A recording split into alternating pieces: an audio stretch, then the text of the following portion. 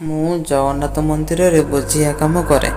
ସେଦିନ ଦୋଳ ପୂର୍ଣ୍ଣିମା ଥିବାରୁ ଅବଢ଼ା ବାହାରିବାରୁ ରାତି 11ଟା ବାଜିଗଲା। ହଜାର ହଜାର ଲୋକ ଅବଢ଼ା ଅପେକ୍ଷାରେ ଥିବାରେ ମୁଁ କାମ ସାରି ଘରକୁ ବାହାରିଲା ଆସିକୁ ରାତି 2ଟା ବାଜିଗଲାଣି।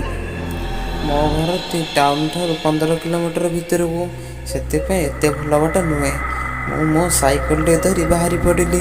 ମୁଁ ଯିବା ବାଟର ବାଁ ପଟେ ପଡ଼େ ଗୋଟେ ନଦୀ, ଆଉ ଡାହାଣ ପଟ ସାଇଡ଼୍ଟା ପଟାସ ଜଙ୍ଗଲ। ଏପଟେ ପୁଣି ରାତି 2ଟା, ବାଟ ପୁରା ସୁନସାନ୍। କୁକୁର ଭୁକିଲେଣି। ବାଟ ପୁରା ଭୟାନକ ଲାଗୁଛି। ବାଟ ବି ଏତେ ଭଲ ନୁହଁ, ଖାଲ ଢିପ ଏମିତି ବାଟ।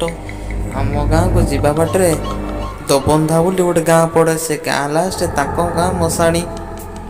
ମୁଁ ତାଙ୍କ ଗାଁ ମଶାଣିଠି ପହଞ୍ଚିଲା ବେଳକୁ ଦେଖିଲି ଯେ ତାଙ୍କ ଗାଁ ମଶାଣି ଦାଢ଼ ସେ ଘାସ ଜଙ୍ଗଲ ଭିତରେ କିଏ ଗୋଟେ ସ୍ତ୍ରୀ ଲୋକଟେ ଧଳା ଲୁଗା ପିନ୍ଧି ଚାଲିଛି। ମୁଁ ମନେ ମନେ ଭାବିଲି ଯେ ଗୋଟେ କିଏ ସ୍ତ୍ରୀ ଲୋକ ଘରେ କଳି ପୂଜା କରି ବୋଧେ ରାଗିକି ପଳେଇ ଆସିଛି।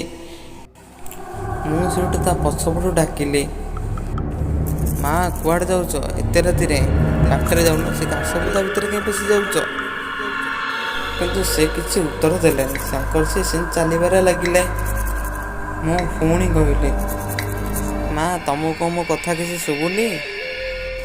ମୁଁ ଏତିକି କହିଛି ସେ ମୋତେ ବଡ଼ ପାଟିରେ କହିବାକୁ ଲାଗିଲା ଯେ ତମେ ତମ ବାଟରେ ଯାଉନ, ମୋ ସାଙ୍ଗରେ କାହିଁ ଲାଗିଛ? ସେ ମୋତେ ଏତିକି କହି ପଟାସ ଜଙ୍ଗଲ ଭିତରକୁ ପଶିଲା।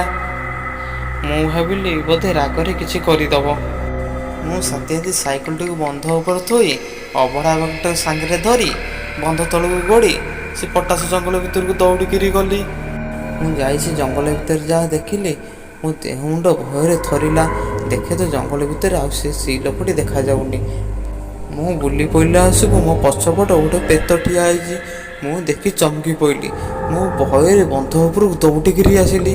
ସାଇକେଲଟା ଧରି ବହୁ ସ୍ପିଡ଼ ଚଲେଇବାକୁ ଲାଗିଲି। ସେତେବେଳକୁ ଭୟରେ ମୋ ଦେହରେ ଆଉ କିଛି ନାହିଁ, ଝାଳ ଦେଇ ସାରିଲି, ଗୋଡ଼ ହାତ ଥରୁଛି। ସେଇ ଟାଇମ୍ରୁ ପଛରୁ ଗୋଟେ ସାଉଣ୍ଡ ଆସିଲା। ହଉ ତୁ ଯା, ତତେ ଆଜି ଛାଡ଼ିଦେଲି। ତୋ ପାଖରେ ଅବଢ଼ା ଥିଲା, ନହେଲେ ତୁ ଆଜି ବଞ୍ଚି ପାରିନଥାନ୍ତୁ। ସେଇଦିନ ଠାରୁ ମୁଁ ଆଉ କେବେ ବି ଡେରି କରେନି। ସବୁଦିନ ବେଗାବେଗି ଘରକୁ ପଳେଇ ଆସେ।